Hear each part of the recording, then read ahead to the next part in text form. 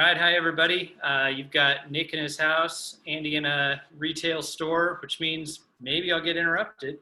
But we're here to talk to you about the kind of reopening protocol at Mission. So we at this time are having 30 people at a time, and we're requiring a few things. Nick, hit them with the details.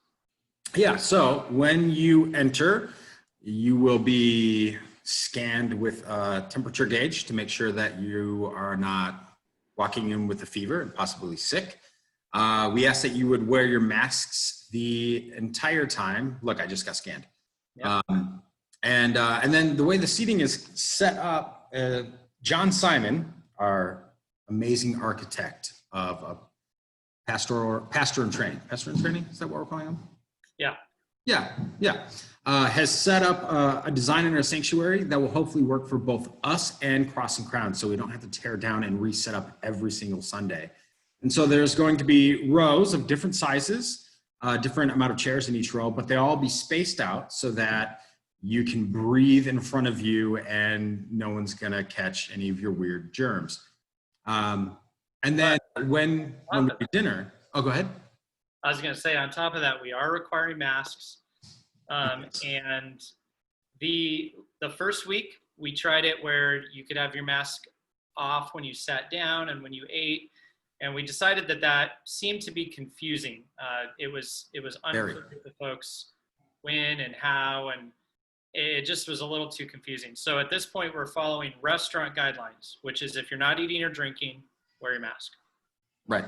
Well, and part of that is because, you're sitting down and your mask is off and someone walks by and you get in a conversation, and immediately what you want to do is you stand up without your mask. And since we want to love everybody well and respect everybody well, we want to be very aware of how people are feeling. So I understand that some of you are mask averse and some of you are definitely not mask averse. And so we're trying to find that middle ground here. Where we can be in loving community, where we can sit underneath teaching physically in the same building and have that physical community, but also love one another well. Yep. These are some of the accommodations. You can take your mask off because it's hard to eat through a mask. Yeah, I've tried. It's difficult. So yeah, that's kind of the deal. We're serving food through the little window of the kitchen. So it's not like food that you stand over and get for yourself. We're having somebody with a mask on who is going to put it on a plate and hand it to you through the window. We're just doing pizza and packaged drinks at this time. And then we have the discussion groups are happening afterwards. You're going to eat and then continue to discuss. So what's happening at microchurch and Zoom is kind of parallel happening at the church as well. So, yeah. The person serving food as well will be wearing gloves. I like that because I was not sure what a glove was, but the glove goes over your hand and then you wiggle your fingers. It's got little holes for all, or little pockets for every finger. I'm broken. Yeah. So yeah, if you look around, this is what a lot of churches are doing. This is our version of it. It's other churches are allowing more people, but we have a lot smaller building. The next thing that we're going to do is we're going to be trying to do some work to get the outside area ready. We're probably going to talk to you about some volunteer opportunities. We're hoping that in doing that, we can have a little bit more space that we can add and, follow the guidelines. I want to throw out one more quick thing. People have asked, are you doing this stuff because you're afraid? I don't personally feel really afraid. I don't think Nick's really feeling afraid. There probably are some folks who are afraid, but aren't we all afraid sometimes? Come on, aren't you afraid of something? But here's the deal. Part of this is we are Mission Church. We have a mission that we're trying to accomplish, and that is to bring the gospel to our community. I'll tell you what, the following of CDC guidelines in the community that we are called to in Midtown Tucson is generally something that people want to see happen. They feel respected when you do that. They feel like you give a rip when you do that.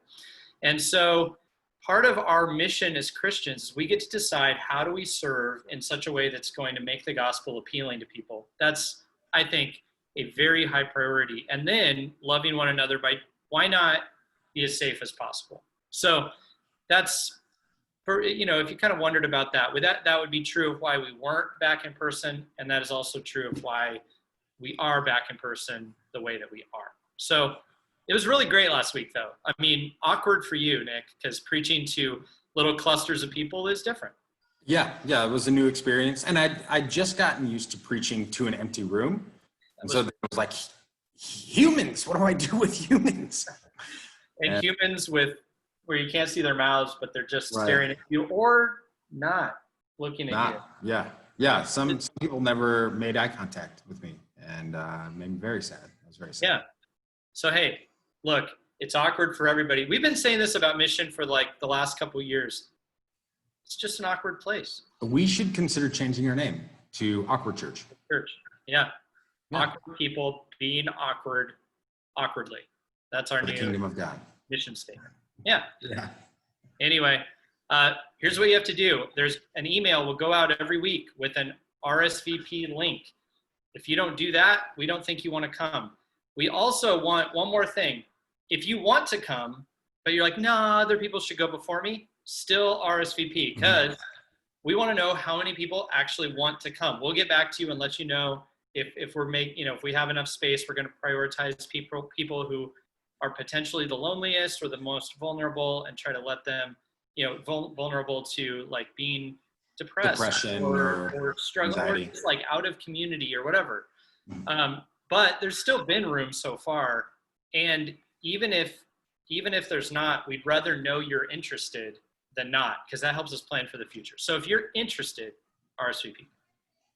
Definitely. All right. See you Sunday either on Zoom, and we're going to keep talking to you people on Zoom. We love you guys. Pretty important. Zoom's great. And in-person microchurch, and at the actual church, which is crazy. It's been a half year. So good to be back. See you there.